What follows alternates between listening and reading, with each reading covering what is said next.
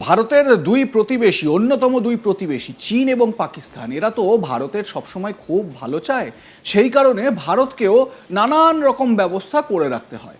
আমি ভালো চাই অত্যুক্তি করে বললাম, কারণ এই দুটো দেশ বরাবরই ভারতের ক্ষতি চেয়ে এসেছে। ভারতকে কিভাবে নাস্তানাবুদ করা যায় সেই চেষ্টাই করে এসেছে। সেই কারণে ভারতকে প্রতিরক্ষা ক্ষেত্রে বরাদ্দ বেশি করতে হয়।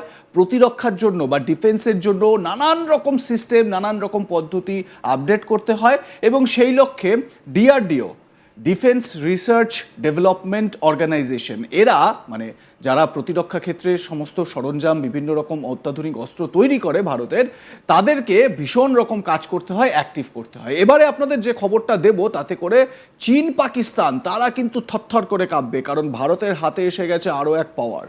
কি পাওয়ার এবারে বলি। প্রতিরক্ষা ক্ষেত্রে দিন দিন শক্তি বাড়িয়ে চলেছে ভারত। একটাই লক্ষ্য, আত্মনির্ভর হয়ে ওঠা। আর শত্রু দেশ যাতে কোনো মতেই চোখ তুলে তাকাতে না পারে সেই লক্ষ্যেই আরও শক্তিশালী হয়ে উঠছে ভারত। দীর্ঘদিন ধরে যে অস্ত্রের জন্য ভারত অপেক্ষা করছিল সেই অস্ত্রই এবার ভারতের হাতে চলে এসেছে, যা দিয়ে চীন ও পাকিস্তানকে নিমেষের মধ্যে শেষ করা যাবে। আর তাতেই শত্রু চীন ও পাকিস্তানের ঘুম উড়েছে। মাঝ আকাশেই ধ্বংস হবে শত্রু। আরও 3টি এয়ার ডিফেন্স সিস্টেম মিসাইলের সফল পরীক্ষা করল ডিআরডিও। স্বল্প পাল্লার এয়ার ডিফেন্স মিসাইল সিস্টেমে 3টি সফল ফ্লাইট পরীক্ষা করল ভারত। রাজস্থানের পোখরান ফায়ারিং রেঞ্জে এই ভিএস হর্ডাস বা very short range air defence সিস্টেমের পরীক্ষা চালিয়েছে ডিআরডিও। প্রতিরক্ষা মন্ত্রী রাজনাথ সিং এই সফল পরীক্ষার জন্য ডিআরডিওকে অভিনন্দন জানিয়েছেন। রাজনাথ বলেছেন, অত্যাধুনিক প্রযুক্তিতে সজ্জিত এই নতুন ক্ষেপণাস্ত্রটি বিমান হুমকির বিরুদ্ধে সশস্ত্র বাহিনীকে আরও প্রযুক্তিগত সাপোর্ট দেবে। এটি হলো man portable air defence system, যা অন্যান্য ডিআরডিও পরীক্ষাগার এবং অংশীদারদের সহযোগিতায় রিসার্চ সেন্টার ইমারত দ্বারা দেশীয়ভাবে ডিজাইন ও নির্মাণ করা হয়েছে। মানে পুরোপুরি দেশীয় প্রযুক্তিতে তৈরি এই অত্যাধুনিক অস্ত্রটি। এই এয়ার ডিফেন্স সিস্টেমগুলি এতটাই কার্যকরী করা হচ্ছে বর্তমানে, যাতে শত্রুপক্ষের বা শত্রু দেশের মিসাইল মাঝ আকাশেই যেন শেষ হয়ে যায়, স্থলভাগে প্রবেশ করতে না পারে। অনেকটা ইসরায়েলের যেরকম আয়রন ডোম, সেই আয়রন ডোমের মতো।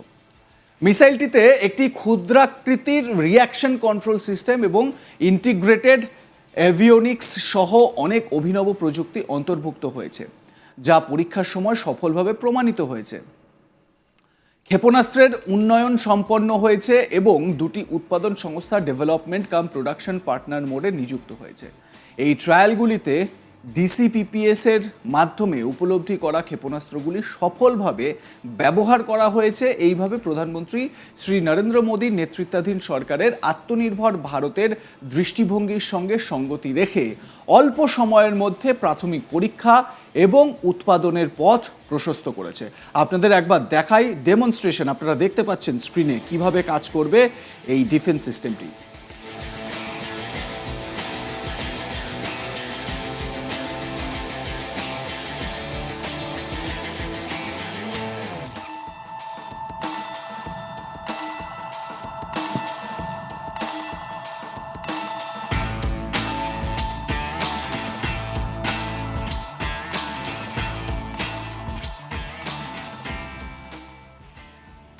সম্প্রতি প্রলয় মিসাইল পাওয়ার জন্য অনুমোদন পেয়েছে ভারতীয় বায়ুসেনা।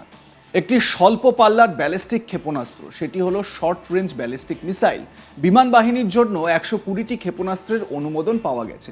এরপর 2023 সালের এপ্রিলে 2টি ইউনিটের অনুমোদন পাওয়া যায়, যেখানে প্রায় 250টি ক্ষেপণাস্ত্র রয়েছে, যাতে ভারতীয় সেনাবাহিনীর রকেট বাহিনীতে তাদের অন্তর্ভুক্ত করা যায়।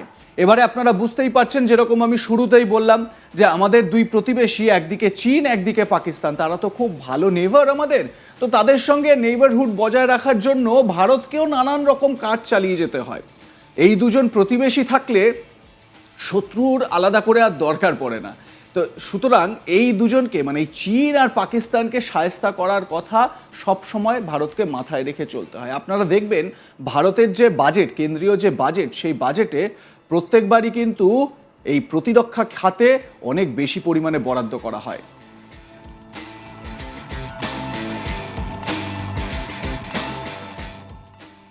লাইক কমেন্ট শেয়ার করুন, দেখতে থাকুন আজ তাক বাংলা, সাবস্ক্রাইব করুন ইউটিউব চ্যানেল।